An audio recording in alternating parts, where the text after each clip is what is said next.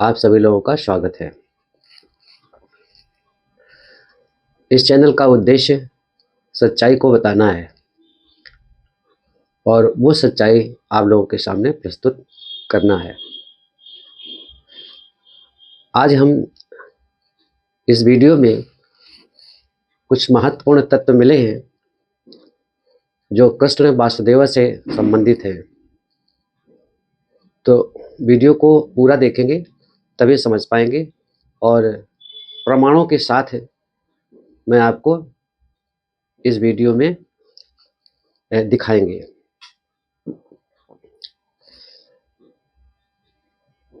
आज सबसे पहले हम सतवाहन वंश की चर्चा करेंगे कि अशोक सम्राट के बाद एक कुशल शासक जो सतवाहन वंश है, इस वंश की स्थापना शिमुक ने की थी और इस सतवाहन वंश का जो कार्यकाल है वो दक्षिण भारत में था और ये ईसावाद पहली शताब्दी से दूसरी शताब्दी तक साम्राज्य रहा।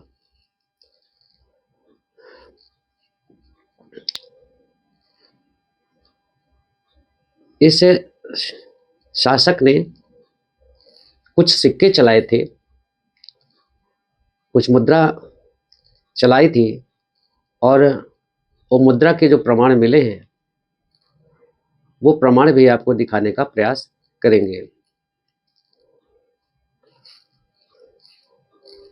आप गौर से देखेंगे जो मुद्रा मैं आपको दिखा रहा हूं उस मुद्रा में जो लिखा है वो पाली प्राकृत भाषा और धम्म लिपि में लिखा हुआ है और लिखा है कि गौतम पुत्र श्री करणी, गौतमी पुत्र श्री करणी लिखा है। श्री, जैसे संस्कृत में हम लोग श्री एक सम्मानित शब्द का प्रयोग करते हैं, उसे से पाली में श्री कहा जाता था, श्री। अशोक सम्राट की तरह इन्होंने जो बौद्ध धर्म है उसको आगे बढ़ाने का काम किया था। आज देश के दक्षिणी भारत में आप कई क्षेत्रों में देख सकते हैं कि अजंता एलोरा जैसे अनेक स्थान जो इनके द्वारा बनवाए गए थे आप देख सकते हैं। ये अजंता और एलोरा जो बनवाई थी ये पहली से दूसरी शताब्दी ईसावाद 30 शतवाहनों की ही देन है, जिसमें इन्होंने जो सम्यक संस्कृति है उस संस्कृति को अति विशिष्ट शैली में और जो ज्ञान तथागत बुद्ध का था उसको इन लोगों ने दर्शाने का प्रयास किया है।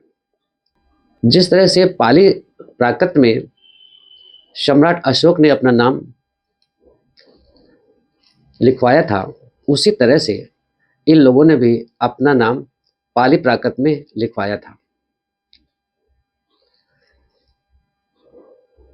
और धम्म लिपि में जो पत्थर की शिलाएं होती है उसमें लिखवाया ताकि आने वाले समय में मेरे नाम का और मेरे काम पर किसी को कोई गलत फहमी न हो।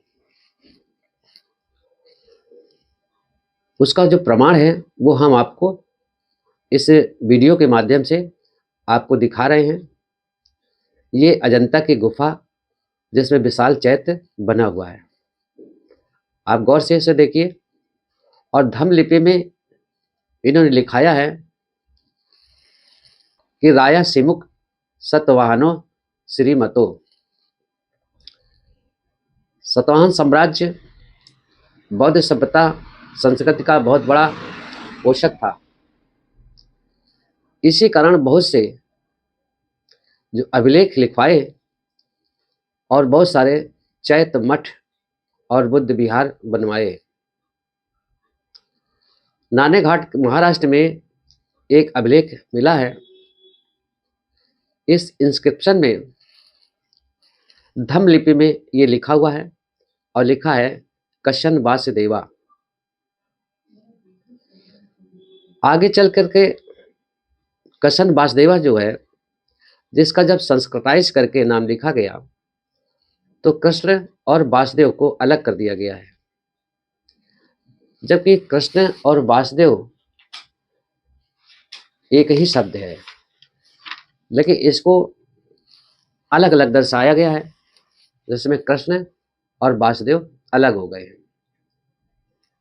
जैसा कि ये अभिलेख हम वीडियो में दिखा रहे हैं, आप गौर से देखें कि इस अभिलेख में जो नीचे की तरफ मोटा मोटा यानी बड़े बड़े अक्षरों में धम्म लिपि में लिखा हुआ है, वो लिखा है कशन वासुदेवा। इसी को ब्रह्मवंशी अपना पात्र बना करके और महाभारत में स्थापित किया है।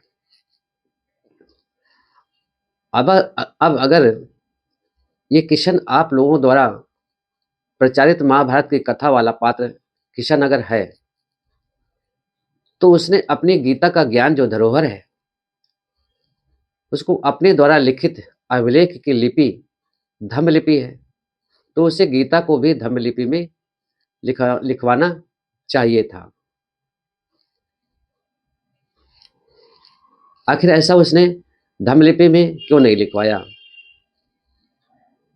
और अगर संस्कृत कोई भाषा थी उस समय, तो शिलालेख जो इंस्क्रिप्शन संस्कृत में, वो क्यों नहीं लिखवाया? जब उस समय संस्कृत भाषा अगर थी तो जो इंस्क्रिप्शन लिखवाए हैं वो भी तो संस्कृत भाषा में लिखवाने चाहिए था। लेकिन कहीं भी उस समय या उस काल में कोई संस्कृत का उल्लेख नहीं मिलता है। सच्चाई ये है कि किशन वासुदेवा ये बौद्ध धर्म अवलंबी हैं, लेकिन आज इसी पात्र को अपना बनाकर ब्रह्मवंशी द्वापर युग में जोड़ करके दिखाने का काम कर रहे हैं। क्योंकि इनकी जो ब्रह्मवंशी हैं उनकी एक आदत है कि किसी के बाप को भी अपना बाप यदि उनका स्वार्थ सिद्ध होता है तो बना लेते हैं और झूठा प्रचार प्रसार करके झूठ मूठ की कहानियां बना करके लोगों को भ्रम फैलाते हैं। इतना ही नहीं है, शक शासक द्वारा एक जूनागढ़ का अभिलेख है जो धम्म लिपि में लिखा हुआ है।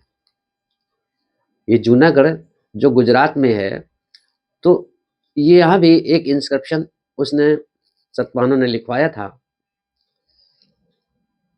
जो धम्म लिपि में लिखा हुआ है। पाली प्राकृत भाषा है और धम्म लिपि में लिखवाने का काम उसने किया है। आप लोग इस अभिलेख को हम दिखा रहे हैं और आप अपने कमेंट के द्वारा ये बताने का काम करेंगे कि क्या ये अभिलेख संस्कृत भाषा में लिखा है, क्योंकि इसे ब्रह्मवंशी संस्कृत भाषा में लिखा अभिलेख बता करके झूठ प्रचारित करते हैं। इस सच्चाई को बताना और आप लोगों तक पहुंचाना अति आवश्यक था, ताकि आप लोग भी इन ब्रह्मवंशियों की जो करतूत है उसको भली भांति जान सकें, समझ सकें। कृष्ण और वासुदेवा ये बौद्ध अवलंबित है। ये बुद्ध को और उनके जो विचार थे उसी के आधार पर वो आचरण करते थे और ये सतवाहन वंश के लोग हैं।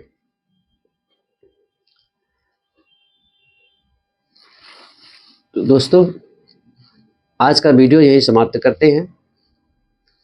धन्यवाद। नमो बुद्धाय, जय भीम, जय भारत। दोस्तों वीडियो पसंद आए तो सब्सक्राइब करें, लाइक करें, शेयर करें, ताकि ये वीडियो आप तक सबसे पहले पहुंचे। धन्यवाद।